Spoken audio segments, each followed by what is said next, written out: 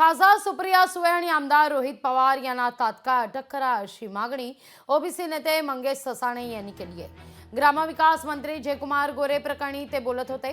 पवार कुटुंब ओबीसी नेत्यांना टार्गेट करत असून त्यांना अडचणीत आणण्याचा प्रयत्न करत असल्याचा आरोप ससाणे यांनी केलाय। या सगळ्या संदर्भात त्यांच्याशी संवाद साधले आपले प्रतिनिधी चंद्रशेखर भांगे यांनी। मंत्री जयकुमार गोरे प्रकरणामध्ये राष्ट्रवादी काँग्रेसचे खासदार सुप्रिया सुळे आणि आमदार रोहित पवार यांच्यासह प्रभाकर देशमुख यांच्यावरती कारवाई करावी अशी मागणी जी आहे ती ओबीसी नेते मंगेश ससाणे यांनी केलेली आहे। माझ्या समेत ओबीसी नेते मंगेश ससाणे सध्या आहेत। मंगेशजी, स्वागत आहे लोकशाहीमध्ये। तुम्ही मागणी केलेली आहे या सगळ्या प्रकरणामध्ये खासदार सुप्रिया सुळे, रोहित पवार आणि प्रभाकर देशमुख यांच्या अटकेची काय नेमकी तुमची मागणी आहे? सदरची महिला 3 कोटीची खंडणी मागताना आणि त्या 3 कोटीमधील 1 कोटी रुपये रोख रक्कम स्वीकारताना सातारा पोलिसांनी तिला अटक केली।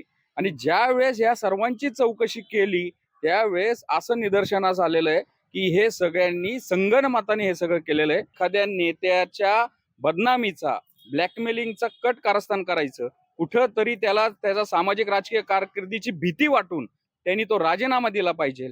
ज्या प्रकारे एका पवारांनी छगन भुजबळांना डावललं त्याचप्रमाणे इथं एक ओबीसीचा उदयनमुख नेता जो आहे, म्हणजे आमचा असं विचार नाही की पवार घराण्याला ओबीसींची ॲलर्जी आहे का? तुम्हाला ओबीसी नेतृत्व उभं राहून द्यायचं नाही का?